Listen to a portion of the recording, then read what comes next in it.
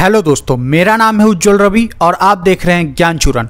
खबर तो आप लोगों को पता ही होगा कि यूक्रेन के राष्ट्रपति अमेरिका का दौरा करके यूक्रेन वापस आ गए हैं। तो आप लोग सोच रहे होंगे कि आखिर जेलेंस्की अमेरिका पहुंचे कैसे, क्योंकि यूक्रेन में अभी रशियन सेना मौजूद है और वो किसी भी प्लेन को ट्रैक करने में सक्षम है।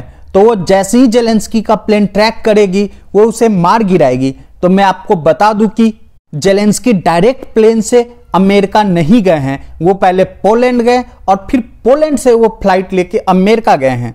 जेलेंस्की यूक्रेन पोलैंड बॉर्डर तक अपनी गाड़ी में गए।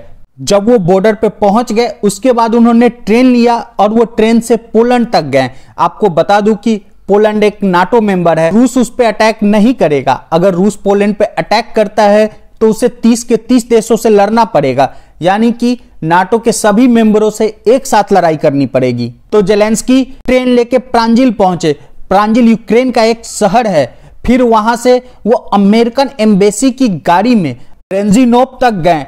फिर ये यहां से बोइंग C-40 में, जो कि अमेरिकी सेना का एक प्लेन है, इसके जरिए पोलैंड से यूरोप के ऊपर से उड़ते हुए अमेरिका पहुंचे। आपको बता दूं कि इस विमान की उड़ान से 1 घंटा पहले अमेरिका ने जर्मनी से नाटो के जासूसी विमान अवाक्स को भेजा था, क्योंकि अमेरिका को रूस की समुद्र में मौजूद पनडुब्बियों से बहुत डर सता रहा था। इस वजह से पूरे मिशन जेलेंस्की को बहुत गोपनीय रखा गया था। आपको बता दूं कि जेलेंस्की का विमान ब्रिटेन के ऊपर से होकर गुजरा था। इस दौरान अमेरिकी वायुसेना के F-15 फाइटर जेट उसके साथ मौजूद थे, जो एक ब्रितानी एयर बेस से उड़े थे। अमेरिका का यह फाइटर जेट परमाणु बम गिराने में भी सक्षम है। इसके बाद जेलेंस्की का विमान अमेरिका के ज्वाइंट बेस एंड्रूज पहुंचा, जो व्हाइट हाउस से मात्र 30 मिनट की दूरी पे है।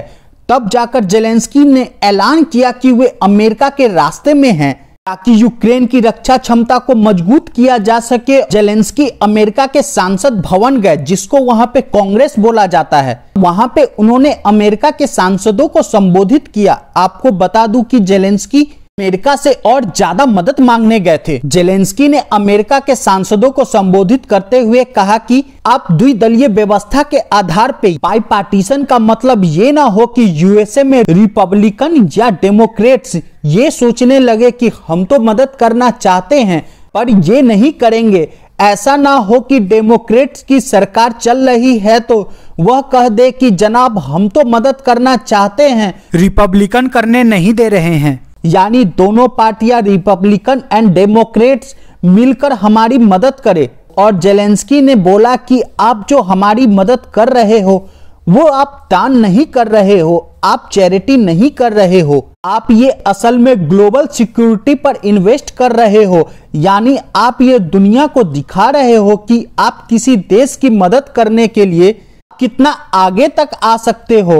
ग्लोबल सिक्योरिटी अमेरिका के रहते मेंटेन हो सकती है। यही कारण है कि मैं आप दोनों दलों डेमोक्रेट्स और रिपब्लिकन से कहूंगा कि आप संयुक्त रूप से यूक्रेन की मदद करते रहें। जेलेंस्की ने कहा कि कांग्रेस यूक्रेन को दिए जाने वाली सहायता पैकेज को मंजूरी दे दे और उन्होंने रूस को रोकने के लिए और हथियारों की मांग भी की है।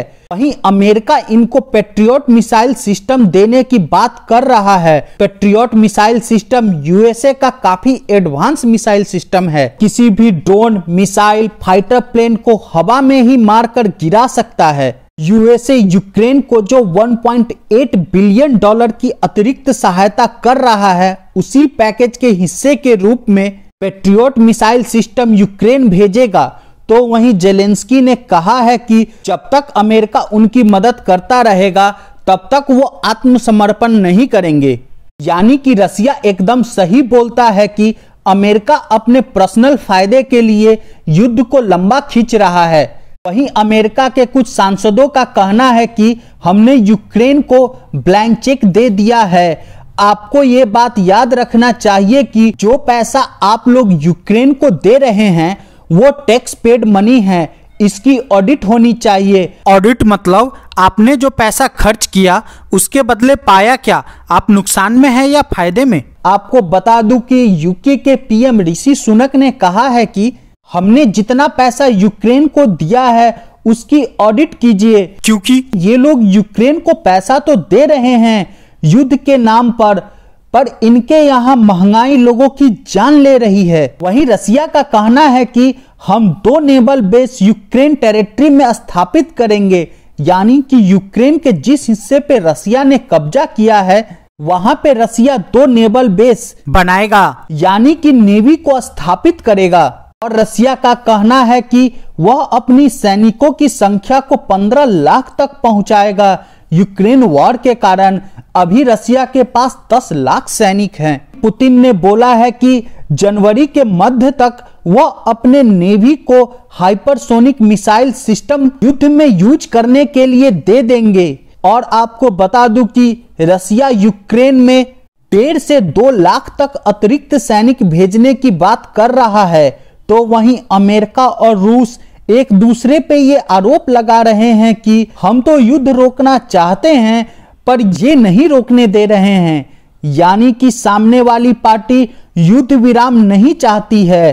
तो आप लोगों को पता तो चल ही गया होगा कि युद्ध विराम कौन नहीं चाहता है। आपको बता दूं कि इस युद्ध से अमेरिका की हथियार इंडस्ट्री और तेल और गैस इंडस्ट्री काफी तेजी से ग्रो कर रही है और अमेरिका के तेल और गैस इंडस्ट्री को यूरोप के रूप में एक नया कस्टमर भी मिल गया है और युद्ध के कारण हथियारों की काफी डिमांड है।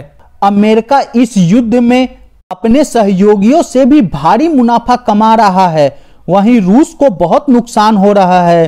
प्राइस कैप के कारण कोई देश तेल लेने को राजी नहीं है। उसके तेल का 90% मार्केट खत्म हो गया है और उसके हथियार एक्सपोर्ट में 5% की भारी गिरावट आई है जो रसिया का कमर तोड़ रहा है। थैंक यू दोस्तों, please like share and subscribe.